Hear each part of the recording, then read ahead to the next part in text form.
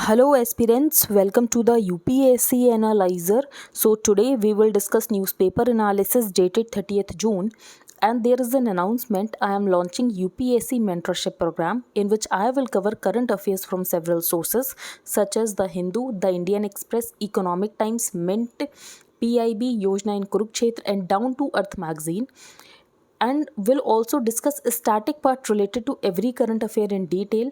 Basically, we will cover current affairs in holistic way which will help you in prelims as well as mains.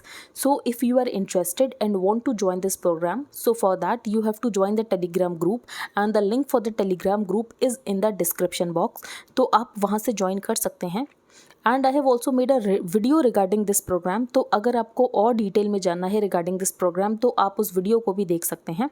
बाकी सारे links regarding this programme आपको description box में मिल जाएंगे. अब हम आज की न्यूज़पेपर एनालिसिस स्टार्ट करते हैं. यहाँ पर जो फर्स्ट न्यूज़ है that is regarding Maharashtra crisis.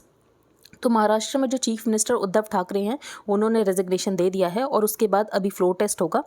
तो जब पूरी क्राइसिस का सल्यूशन हो जाएगा, किसकी सरकार बनी, तो एक बार हम डिस्कस कर लेंगे, अभी इंपॉर्टेंट नहीं है. आगे हम चलते हैं. एटलीस्ट 12 स्टेट्स से continue GST compensation, no decision taken. तो मैंने आपको बताया था कि वेंसडे को डेलिब्रेशंस होने वाले थे रिगार्डिंग जीएसटी कॉम्पनसेशन को एक्सटेंड करना है या नहीं करना है. इसके अलावा जो casinos, online gaming, horse racing, उसके ऊपर 28% का जीएसटी लगाया जाए. तो इसके ऊपर डिस्कशन होना था लेकिन अभी तक कोई भी डिसीजन नहीं लिया गया है और बेसिकली इसको डेफर कर दिया गया है. तो at least 12 states demanded that compensation for losses due to implementation of the GST be extended on Wednesday, but the two-day meeting concluded without any decision on the issue. तो बेसिकली जब GST आया था तो स्टेट्स को ये भरोसा दिलाने के लिए कि जीएसटी की वजह से उनका रेवेन्यू लॉस नहीं होगा, तो स्टेट्स को ये बोला गया था कि जो आपकी रेवेन्यू ग्रोथ होनी चाहिए वो 2015-16 को बेस ईयर मान के हर साल यहाँ पर 14% के कंपाउंडेड रेट से होनी चाहिए. और अगर 14% के कंपाउंडेड रेट से नहीं होती है तो अगर आपको ऐसा कोई भी लॉस होता है तो उस लॉस के लिए आपको कॉम्पनसेट किया जाएगा. लेकिन ये जो रिजीम थी ये सिर्फ 5 सालों के लिए थी जो कि इस बार खत्म होने वाली है. तो states for guaranteed compensation for 5 years till June 2022 at a compounded rate of 14%. तो बेसिकली जून 2022 में ये जो कॉम्पनसेशन रिजीम थी ये खत्म हो जाएगी. तो उसके बाद अगर स्टेट्स को रेवेन्यू लॉस होता भी है तो स्टेट्स को कोई भी कॉम्पनसेशन नहीं मिलेगा. To make up for any losses due to the new tax regime that rolled out in July 2017. तो बेसिकली इस बार जीएसटी काउंसिल पे रिकमेंडेशंस थे ऑन ऑफ 4 मिनिस्टेरियल पैनल्स. तो 4 मिनिस्टेरियल पैनल्स बनाए गए थे किस किस के लिए. रेट रैशनलाइजेशन, तो रेट रैशनलाइजेशन हुआ है वो हम डिस्कस करेंगे. On movement of gold and precious stones, तो कल हमने डिस्कस किया था कि जो गोल्ड और प्रेशियस स्टोन्स है उसके लिए ई वे बिल मैंडेटरी कर दिया गया है. इसके अलावा इसमें भी कुछ रेट चेंज हुआ वो भी हम डिस्कस करेंगे. System reforms and casinos, horse racing and online gaming के ऊपर कितना जीएसटी लेवाई किया जाए. इकॉनमी के पेज पे ये डिटेल में दिया गया है तो वहाँ तो हम डिस्कस करेंगे. एक बार हम यहाँ भी देख लेते हैं. एक इम्पॉर्टेंट यहाँ पर डिसीजन काउंसिल के द्वारा ये लिया गया है कि यहाँ पर जो कंप्लायंस रिक्वायरमेंट्स हैं जो ई कॉमर्स सेलर्स हैं तो उनके लिए कंप्लायंस रिक्वायरमेंट्स को कम कर दिया गया है. तो council waived of the requirement of mandatory registration under CGST act for person supplying goods through e commerce operators. तो जो भी यहाँ पर ई कॉमर्स ऑपरेटर्स के थ्रू अपने गुड्स सप्लाई कर रहे हैं तो उनके लिए कंप्लायंस रिक्वायरमेंट्स को कम कर दिया गया है अगर उनका यहाँ पर जो टर्नओवर है वो 40 लाख से कम का है. The GOM on system reforms has suggested extra measures for physical verification. तो यहाँ पर जो हाई रिस्क टैक्स पेयर्स हैं उनके लिए बायोमेट्रिक ऑथेंटिकेशन मैंडेटरी कर दिया गया है और ज़्यादा कंप्लायंस उनके लिए बढ़ा दी गई है जिसकी वजह से यहाँ पर टैक्स इवेजन ना हो सके. तो GOM on system reforms has suggested extra measures for physical verification at the time of registration for high risk taxpayers including biometric authentication, geotagging, use of electricity data. इसके अलावा real time monitoring of bank accounts. जो 28% GST का decision था कि 28% GST लेवाई की जाए on casinos, online gaming, horse racing, lottery, तो उसको अभी डेफर कर दिया गया है.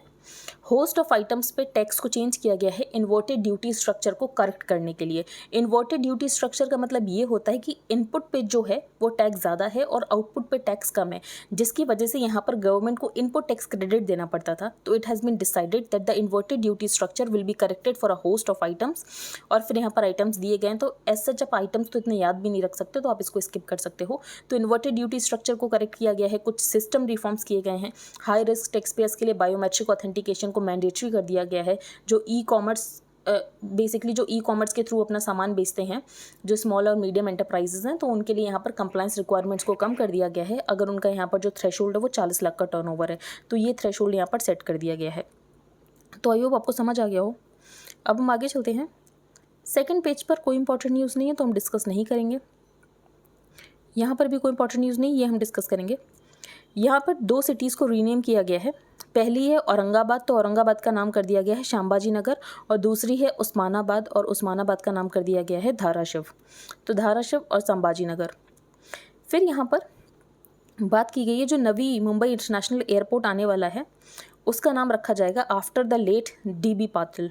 तो DB पाटिल के ऊपर उनका नाम रखा जाएगा नवी मुंबई इंटरनेशनल एयरपोर्ट। तो ये कुछ चेंजेस किए गए हैं। ये न्यूज़ इंपॉर्टेंट है। Government not to computerise primary agri credit societies. तो यहाँ पर गवर्नमेंट जो है वो कंप्यूटराइज करने वाली है PACS को।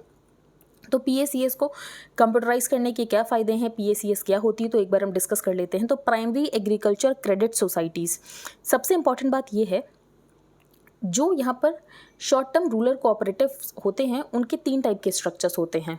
तो एक तो होता है स्टेट लेवल पे, फिर होता है डिस्ट्रिक्ट लेवल पे, फिर होता है विलेज लेवल पे। तो जो विलेज लेवल पे होता है वो होता है PACS। तो विलेज लेवल पे जो होती हैं वो होती है प्राइमरी एग्रीकल्चर क्रेडिट सोसाइटीज़। सबसे इंपॉर्टेंट पॉइंट, ये बैंकिंग रेगुलेशन एक्ट के बाहर होते हैं, तो इसका मतलब इनको RBI जो है वो रेगुलेट नहीं करता है।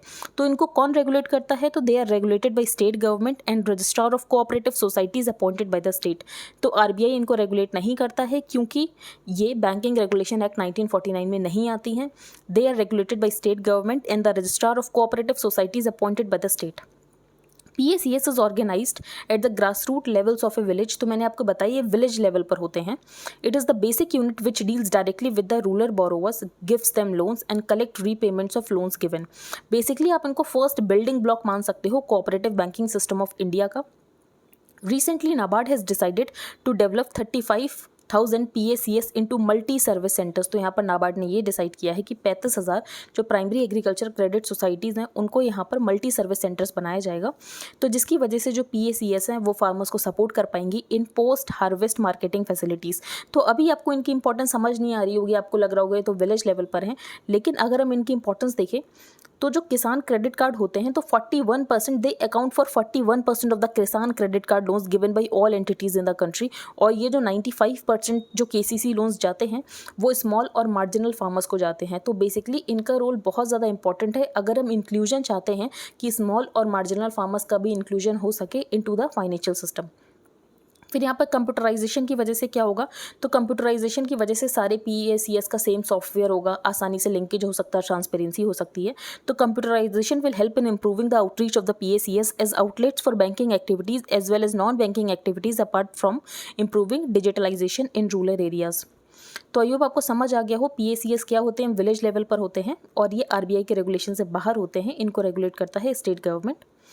आगे हम चलते हैं। यहाँ पर कोई इंपॉर्टेंट न्यूज़ है नहीं तो हम डिस्कस नहीं करेंगे। RFID टैक्स फॉर पिलग्रिम्स, तो यहाँ पर अमरनाथ यात्रा बिगिन हो गई है। RFID टैक्स पिलग्रिम्स के लिए होंगे, इसके अलावा यहाँ पर UAVs होंगे जो कि सर्विलांस रखेंगे, क्योंकि ऐसा कुछ इन्फॉर्मेशन मिली है कि हाई पॉसिबिलिटी है कि कोई मिलिटेंट अटैक हो सकता है। तो police sources said intelligence agencies have warned of a high possibility. तो उसके लिए रेडियो फ्रीक्वेंसी आइडेंटिफिकेशन टैक्स का यूज़ किया जाएगा और अनमेंड एरियल व्हीकल्स का यूज़ किया जाएगा सर्विलांस करने के लिए। रशिया जो है हमारा बन चुका है top DAP fertiliser supplier, DAP di ammonium phosphate.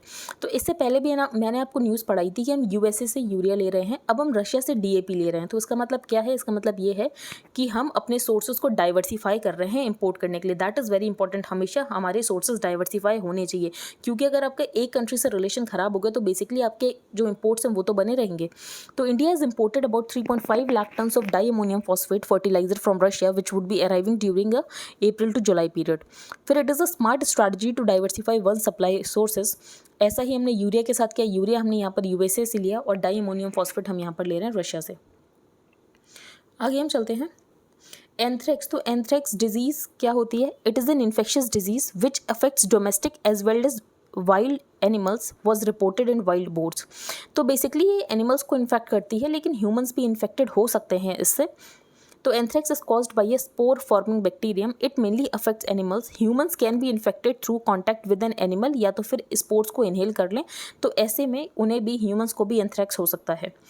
अब इसमें सिम्टम्स क्या होते हैं, तो सिम्टम्स बहुत ज़्यादा वेरी करते हैं। तो antibiotics cure most infections, inhaled anthrax ज़्यादा हार्डर होता है to treat and can be fatal. तो इनहेल्ड एंथ्रेक्स जो होता है उसको, वो फेटल भी हो सकता है और उसको ट्रीट करना भी ज़्यादा मुश्किल हो सकता है। तो एंथ्रेक्स किससे होता है, तो it is caused by A spore forming bacterium. तो स्पोर फॉर्मिंग बैक्टीरियम से होता है और मेनली ये एनिमल्स को इन्फेक्ट करता है, लेकिन ह्यूमंस को भी इन्फेक्ट कर सकता है अगर ह्यूमंस यहाँ पर स्पोर्स को इनहेल कर लें या तो किसी जानवर के साथ कॉन्टैक्ट में आ जाएं।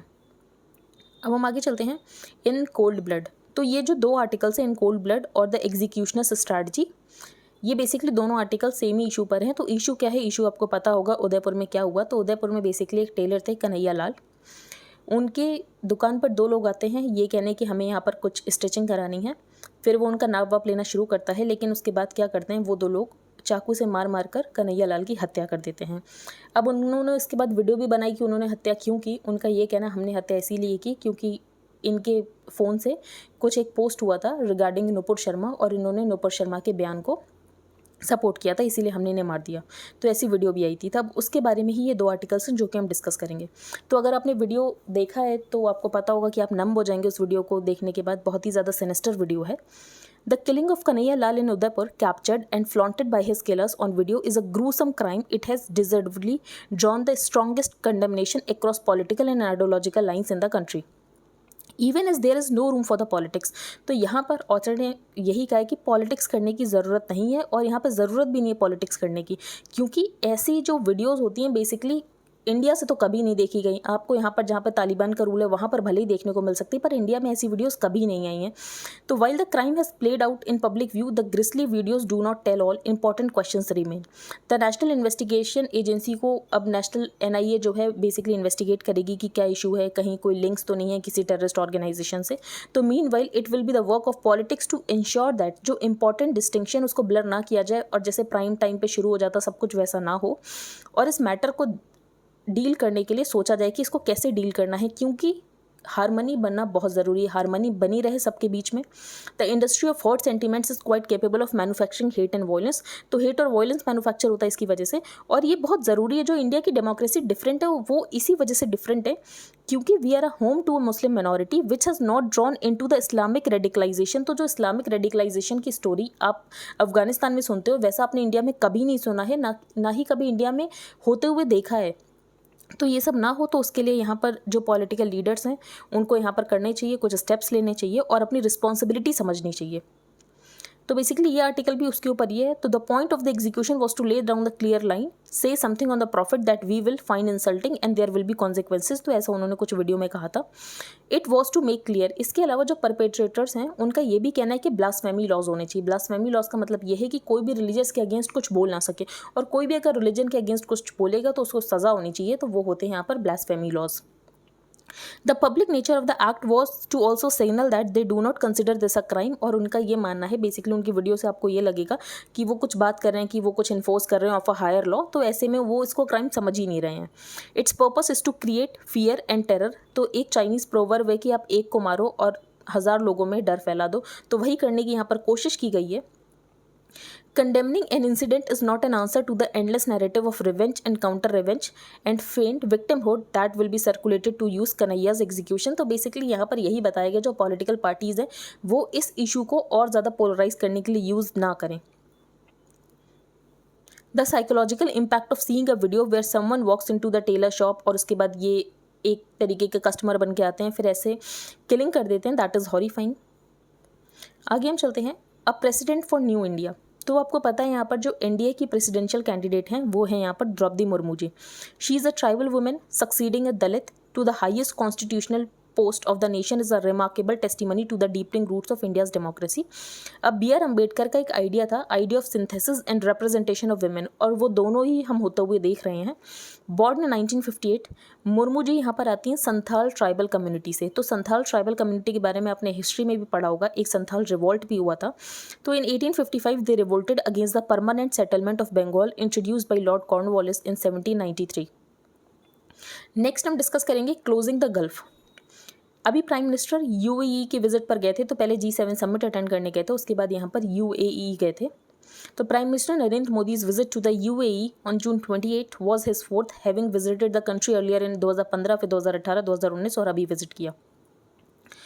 The reason for the latest sojourn ostensibly is to offer condolences, क्योंकि यहाँ पर डिमाइस हो गई थी शेख खलीफा बिन जायद अल नहयान, और उसके बाद उनके जो सन हैं वो एलिवेट हुए थे to this position, and to congratulate Sheikh Mohammed bin Zayed Al Nahyan on his elevation to the position of the ruler of Abu Dhabi and president of the UAE।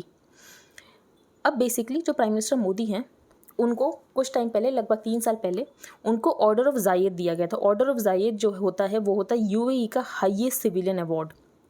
तो it has been almost 3 years since their last meeting in Abu Dhabi when PM Modi was bestowed the order of Zayed, the UAE's highest civilian award.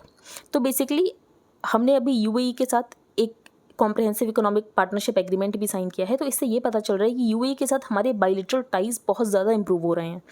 तो यहाँ पर हमने सेपा sign किया, तो CEPA is a significant milestone that was negotiated और 88 दिन में finalise हो गया। जैसे कि ब्रिटेन के साथ हमारा फ्री ट्रेड एग्रीमेंट चल रहा है, काफ़ी टाइम से बात चल रही है, ईयू के साथ तो पता नहीं कितने ईयर से बात चल रही है। ऐसे में जो सेपा यहाँ पर यूएई के साथ साइन हुआ वो सिर्फ 88 दिनों के अंदर फाइनलाइज हो गया, और इसकी वजह से जो इंडिया का बायलैटरल ट्रेड विद यूएई वो इंक्रीज हो जाएगा from $60 billion to $100 billion in 5 years। It expected to help Indian exports in areas ranging from gems and jewelries and textiles to footwear and pharmaceuticals, जो कि help करेगा और हमारा जो trade है वो इंक्रीज होगा। इसके अलावा जो यहाँ पर रिलेशन है यूएई के, वो भी इसराइल के साथ भी ठीक हो गए हैं, क्योंकि यूएई और इसराइल के बीच में अब्राहम अकॉर्ड हुए थे, जो कि यहाँ पर डोनाल्ड ट्रंप की प्रेसिडेंसी के दौरान हुए थे। On the regional front, the UAE normalisation of ties between the UAE and the Israel following the Abraham Accords of August 2020। फिर यहाँ पर जो इसराइली टेक कंपनीज है वो भी अपने बेस को स्टैब्लिश कर रही हैं दुबई में। The US has announce that president जो बाइडन अभी एक सबमिट करने वाले हैं, जिस सबमिट का नाम होगा I2U2। अब I2U2 में कौन कौन से कंट्रीज़ होंगे? India, Israel, US, UAE. तो यहाँ पर मल्टीलेटरल फ्रंट में भी डेवलपमेंट हो रहा है, आप ये सब देख सकते हैं। तो basically UAE as a country हमारे लिए बहुत इंपॉर्टेंट हो जाता है। अभी जैसे 370 को लेकर यहाँ पर जो प्रोटेस्ट हुए थे, या फिर यहाँ पर नुपुर शर्मा के रिमार्क्स को लेकर ये जो मुस्लिम वर्ड था ये थोड़ा नाराज़ हो गया था, तो ऐसे में ऑथर ने ये कहा है कि ऐसे स्टेटमेंट्स देना खुद में ये बचकानी हरकतों जैसा है, क्योंकि गल्फ़ के साथ हमारे रिलेशंस बहुत ज़्यादा डीप हैं। तो not do they take into account the fact that the Gulf is our third largest trading partner, our principal source of hydrocarbons और major source of foreign investment. तो बहुत सारा फॉरेन इन्वेस्टमेंट आता है, हाइड्रोकार्बन्स आता है, थर्ड लार्जेस्ट ट्रेडिंग पार्टनर हमारा Gulf, and home to some 8 million Indians जो कि वहाँ पर एम्प्लॉयड है और इंडिया में वो रेमिटेंसेस भेजते हैं। UAE today is India's closest partner in the Arab world and fortunately there is enough resilience in bilateral ties, जिसको इन सारी ये जो छोटी मोटी बातें इनसे फ़र्क नहीं पड़ता है, लेकिन उसके बाद भी कहीं ना कहीं इंडिया की इमेज के ऊपर डेंट तो लग ही जाता है। तो ये सब नहीं करना चाहिए। तो आई होप ये आपको आर्टिकल समझ आ चुका हो। अब हम आगे चलते हैं। द एक्सटेंट ऑफ पॉवर्टी हम डिस्कस नहीं करेंगे, तो बेसिकली डेटा ही नहीं है एक्सटेंट ऑफ पॉवर्टी को एस्टिमेट करने के लिए, क्योंकि कंज्यूमर एक्सपेंडिचर सर्वे हुआ ही नहीं है, तो अब होगा तो उसके बाद पता चल पाएगा। As Turkey drops objection, Finland and Sweden get formal NATO invite. तो आपको पता होगा कि फिनलैंड और स्वीडन ये नेटो ज्वाइन करना चाहते हैं। अब ये नेटो ज्वाइन करना चाहते हैं, लेकिन टर्की जो है ऑब्जेक्ट कर रहा था। टर्की नेटो का एक मेंबर है, और नेटो में अगर कोई कंट्री ज्वाइन करना चाहता है तो 30 मेंबर्स की सबकी कंसेंसस की ज़रूरत होती है, उसके बाद ही कोई मेंबर ज्वाइन कर सकता है। लेकिन टर्की ऑब्जेक्ट कर रहा था। अब टर्की ऑब्जेक्ट क्यों कर रहा था? क्योंकि टर्की का एक अपना अलग इशू है। जो कर्ड्स रहते हैं टर्की के अराउंड, जो कि कुर्दिस्तान की डिमांड करते हैं कि हमें कुर्दिस्तान चाहिए, तो टर्की उनको मानता है कि ये जो हैं ये टेररिस्ट हैं। लेकिन उसके बाद भी फिनलैंड और स्वीडन जैसे देश उन लोगों को एक सेफ हेवन प्रोवाइड करते थे, जिसकी वजह से यहाँ पर टर्की को गुस्सा आता था कि हमारी नेशनल सिक्योरिटी का मैटर है और ये लोग इनको सेफ हेवन प्रोवाइड कर रहे हैं। तो जिसकी वजह से टर्की ने इनकी ये जो एक्सेप्टेंस थी उसके लिए ऑब्जेक्ट किया था। लेकिन अब इन कंट्रीज़ ने डिसाइड किया है कि हम एक्स्ट्राडिशन ट्रीटी करेंगे टर्की के साथ, और टर्की अगर चाहेगा तो ये लोग उनको वापस भी भेज देंगे जिनको टर्की यहाँ पर टेररिस्ट मानता है। तो उसके बाद टर्की ने बोला ठीक है, अब हमारा कोई ऑब्जेक्शन नहीं है, फिनलैंड और स्वीडन को ज्वाइन करा लो नेटो में। तो NATO Wednesday formally invited Finland and Sweden to join the alliance one day after Turkey dropped its objections to their membership। अब क्यों ऑब्जेक्शंस थे तो मैंने आपको बता दी, पीकेके की एक्टिविटीज़, और फिर यहाँ पर एग्रीमेंट हो गया between the Turkey and these countries की एक एक्स्ट्राडिशन ट्रीटी होगी, और टर्की जिसको चाहेगा उसको वापस भेज दिया जाएगा, जो कि टर्की के अकॉर्डिंग एक टेररिस्ट है। अब हम आगे चलते हैं। यहाँ पर कोई इंपॉर्टेंट न्यूज़ नहीं है। No more mandatory GST registration for small online sellers but with riders. अब क्या राइडर्स हैं वो भी डिस्कस कर लेंगे। In what will benefit small online sellers, जो जीएसटी है उसने यहाँ पर एक प्रपोजल क्लियर कर दिया है कि मैंडेटरी रजिस्ट्रेशन करने की कोई ज़रूरत नहीं है उन ऑनलाइन वेंडर्स को जिनका यहाँ पर टर्नओवर 40 लाख से कम है फॉर गुड्स और 20 लाख से कम है फॉर सर्विसेज। तो जीएसटी काउंसिल ने ये एक प्रपोजल क्लियर कर दिया है कि मैंडेटरी रजिस्ट्रेशन की ज़रूरत नहीं है उन ऑनलाइन वेंडर्स को जिनका टर्नओवर 40 लाख से कम है फॉर गुड्स और 20 लाख से कम है फॉर सर्विसेज। अब ऐसा इसीलिए किया गया है, पहले तो ऑनलाइन और ऑफलाइन सेलर्स के बीच में पैरिटी आ सके, कंप्लायंस रिक्वायरमेंट्स कम हो सके, जिसकी वजह से यहाँ पर बहुत सारे जो ऑपरेटर्स हैं वो अपना जो बिजनेस है वो थ्रू ई कॉमर्स कर सकें। The removal of various compliance bottlenecks for e commerce sellers will invite more players in the market, और जिसकी वजह से ई कॉमर्स वेबसाइट्स के थ्रू यहाँ पर आसानी से बिजनेस हो सकेगा। ये इशू जो है ये पार्लियामेंट्री स्टैंडिंग कमेटी ने भी रेस किया था कि ये एक इशू है कि यहाँ पर बहुत ज़्यादा कंप्लाइंस रिक्वायरमेंट्स है जो कि कम करने की ज़रूरत है, और यहाँ पर जीएसटी काउंसिल ने ये प्रपोजल फाइनल कर दिया है कि अब कंप्लाइंस रिक्वायरमेंट्स कम हो जाएंगी। अब कौन कौन से केसेस में एग्जेम्पशन को विड्रॉन किया गया, तो चेक्स लूज और in the book form to be levied, तो 18% जीएसटी लगेगा चेक्स के ऊपर। मैप्स और हाइड्रोग्राफिक और similar charts of all kinds, इनके ऊपर लगेगा जीएसटी 12%। होटल्स जिनका रेंट यहाँ पर 1000 रुपये से कम है पर डे, उन पर 12% टैक्स किया जाएगा, इससे पहले ये लोग एग्जेम्प्टेड थे। Room rent excluding ICU exceeding 5000 per day, तो यहाँ पर चार्ज किया जाएगा 5%। इसके अलावा बहुत सारे आइटम्स के ऊपर टैक्स को कम भी किया गया है, इंक्रीज भी किया गया है, तो किन पे 12 से 18% कर दिया गया है। तो पेंटिंग, राइटिंग और drawing ink, knives with cutting blades, paper knives ये आप रीड कर सकते हैं, LED lamps, work contract for roads. फिर यहाँ पर कट और पॉलिश डायमंड्स के ऊपर इंक्रीज कर दिया गया है फ्रॉम 0.025% टू 1.5%। फिर GST rate increase from 5% to 12%, तो ये भी आप देख सकते हैं 5 से 12% किस पे किया गया है। फिर गुड्स एंड सर्विसेज जहाँ पर जीएसटी रेट को डिक्रीज किया गया है। ऑर्थोपेडिक अप्लाइंसेज, फ्रैक्चर अप्लाइंसेज, तो यहाँ पर डिक्रीज किया गया है। Transport of goods and passengers by ropeways, तो यहाँ पर 18% से कम करके 5% कर दिया गया है।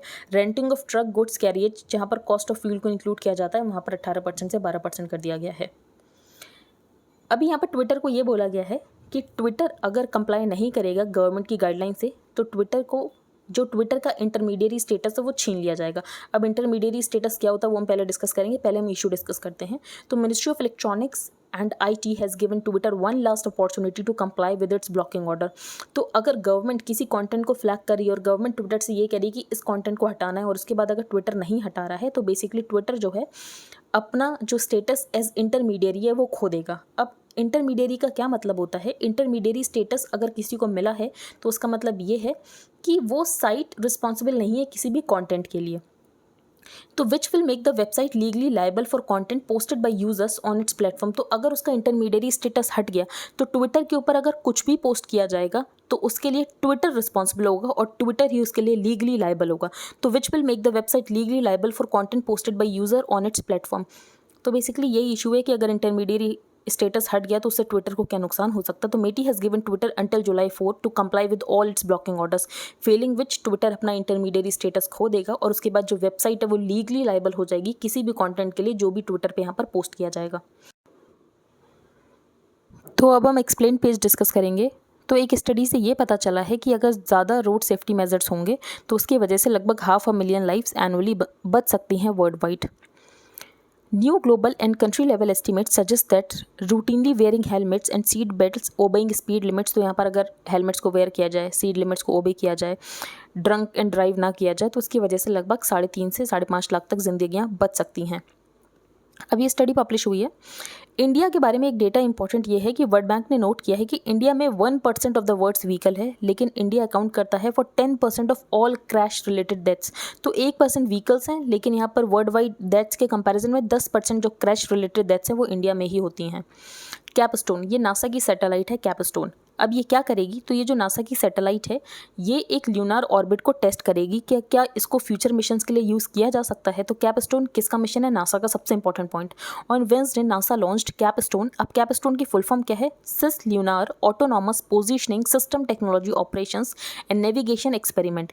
और ये यहाँ पर यूनिक इलिप्टिकल लूनर ऑर्बिट को यहाँ पर टेस्ट करेगी कि क्या इसको फ्यूचर मिशंस के लिए यूज़ किया जा सकता है। As a pathfinder for Gateway, Capstone aims to help reduce risk for future spacecraft, क्योंकि ये पहले से ही इसको टेस्ट कर लेंगे।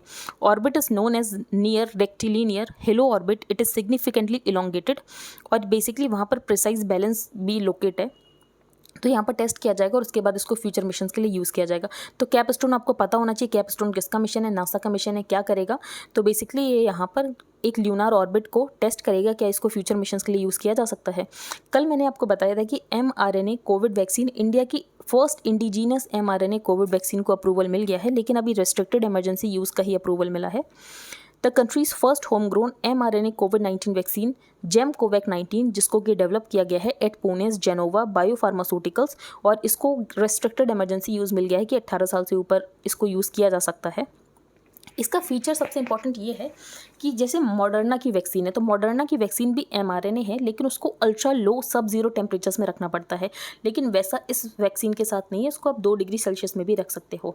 अब mRNA वैक्सीन्स काम कैसे करती हैं, तो पहले ये देखते हैं ट्रेडिशनल वैक्सीन्स कैसे काम करती हैं। तो ट्रेडिशनल वैक्सीन्स में मोस्टली क्या किया जाता है कि डेड वायरस को डाला जाता है। तो most traditional vaccines put a weakened और inactivated virus in the body to generate an immune response, लेकिन mRNA वैक्सीन में ऐसा कोई वायरस नहीं डाला जाता है। तो mRNA वैक्सीन जो है वो बॉडी को इस तरीके से खुद ही वायरस को बनाने के लिए कहती है। तो an mRNA vaccine instructs the body itself to create a part of the virus. तो बेसिकली बॉडी के सेल्स को इस तरीके से इंस्ट्रक्ट किया जाता है कि बॉडी खुद से वो वायरस बना ले। In the case of Covid की जो बॉडी है वो खुद से वो स्पाइक प्रोटीन बना ले। तो the covid vaccines from Pfizer, BioNTech and Moderna both use mRNA, लेकिन इनकी जो वैक्सीन्स हैं उनको बहुत कम टेम्परेचर की ज़रूरत होती है, नहीं तो वो वैक्सीन्स जो हैं ख़राब हो जाती हैं। The expectation is that the immune system will mount a response against the spike protein, और उसके बाद अगर एक्चुअल इन्फेक्शन दोबारा होता है तो इम्यून सेल जो है उसको रिकॉग्नाइज कर लेगा और उसके अगेंस्ट यहाँ पर एक्ट करना शुरू कर देगा। व्हाट्स स्पेशल, तो mRNA फ्रेजाइल होता है, तो अगर एक्सट्रीमली लो टेम्परेचर नहीं रहा तो ये जो mRNA है वो ब्रेक हो जाता है। तो mRNA is fragile and breaks down easily, which is why vaccines based on this platform need to be stored at extremely low temperature. लेकिन यहाँ पर जो जेनोवो के साइंटिस्ट ने बिल्ड किया है वो थर्मोस्टेबल वैक्सीन बिल्ड की है, जो कि 2 डिग्री सेल्सियस के टेम्परेचर के ऊपर भी स्टेबल रह सकती है। Unlike in the West where the vaccine has to be stored at sub zero temperatures, वैसा इस वैक्सीन के साथ नहीं है। आप इसको 2 से 8 डिग्री सेल्सियस के बीच में स्टोर कर सकते हो। तो बेसिकली यहाँ पर रेफ्रिजरेटर में आप इसको स्टोर कर सकते हो। वैक्सीन को पाउडर फॉर्म में स्टोर किया जाएगा and the conversion from liquid to powder form takes, तो उसके लिए एक प्रोसेस होता है जिसको बोलते हैं लायोफिलाइजेशन और freeze drying, which involves freezing the product and subjected to vacuum to remove the water. तो यहाँ पर बेसिकली प्रोडक्ट को फ्रीज किया जाएगा और उसके बाद उसमें से वाटर को रिमूव कर दिया जाएगा और उसके बाद यहाँ पर पाउडर फॉर्म में इसको स्टोर किया जाएगा, जो कि इस वैक्सीन के साथ किया जा रहा है। तो यहाँ पर यही बताया गया है और पिक्चर में भी यही बताया गया है। तो एनी वैक्सीन कैसे काम करती है। ट्रेडिशनल वैक्सीन्स में डेड वायरस डाला जाता है, लेकिन mRNA वैक्सीन्स में बॉडी के सेल्स को इंस्ट्रक्ट किया जाता है कि आप यहाँ पर जो स्पाइक प्रोटीन है उसको बना लो। Both platform serve the same purpose. जो इम्यून सिस्टम है जैसे ही उस स्पाइक प्रोटीन को देखेगा फिर उसको टारगेट करेगा and it will recognise the spike if and when actual infection happens. तो ये आपको वैक्सीन पता होनी चाहिए। क्या नाम है इसका, जेमकोवैक-19। अब हम आगे चलते हैं। History and legend of the Amarnath Yatra. तो अमरनाथ यात्रा स्टार्ट हो गई है इस बार की, तो एक बार हम डिस्कस कर लेते हैं। Legend of the shrine. According to legend, when lord Shiva decided to tell Parvati the Amar Katha, तो उन्होंने अमरनाथ केव को यहाँ पर चूज़ किया था। केव 1850 में डिस्कवर की गई थी बाय ए मुस्लिम शेपर्ड जिसका नाम था बूता मलिक, जो कि अपनी यहाँ पर माउंटेन्स में ग्रेजिंग करवा रहा था अपनी हर्ड की। तो फिर वहाँ पर उसे सूफी सेंट मिलते हैं जो कि उसे एक बैग फुल ऑफ कोल देते हैं, लेकिन जब वो घर जाकर खोलता है तो उसके अंदर बहुत सारा सोना होता है। जब वो वापस वहाँ पर देखने आता है तो वहाँ पर कोई सेंट तो नहीं होते, लेकिन वहाँ पर एक लिंगम होता है। तो what he found instead was the cave and its famous ice lingam. तो यही बिलीव किया जाता है कि ये जो आइस लिंगम है ये यहाँ पर लॉर्ड शिवा को रिप्रेजेंट करते हैं। अब यहाँ पर जो लिंगम है वो बना कैसे, तो वहाँ पर एक क्लेफ्ट है जिसकी वजह से ट्रिकल ऑफ वाटर होता है। तो ट्रिकल ऑफ वाटर की वजह से वहाँ पर एक शेप बन जाती है जो कि लिंगम की शेप है। As the water drips it freezes to form a stalagmite. अब एक स्टैलेगमाइट होता है, एक स्टैलेक्टाइट होता है। जो स्टैलेगमाइट होता है वो ग्राउंड से बनता है, जो स्टैलेक्टाइट होता है वो सीलिंग से बनता है। आप ऐसे भी याद रख सकते हैं, स्टैलेगमाइट में जी आता है तो ग्राउंड और स्टैलेक्टाइट में सी आता है तो ceiling. The lingam gets its full shape in May every year, after which it begins to melt. On the left of the lingam यहाँ पर 2 smaller ice stalagmites हैं जो कि represent करते हैं पार्वती और लॉर्ड गणेश को। ये हम डिस्कस नहीं करेंगे। उदयपुर किलर्स जो हैं उनका शायद लिंक है टू दवाते इस्लामिक ग्रुप, तो ये हम डिस्कस नहीं करेंगे, इतना ज़्यादा इंपॉर्टेंट नहीं है। आई होप आपको आज का न्यूज़पेपर समझ आ गया हो। If you like the video then please like, share and subscribe. Thank you and have a nice day.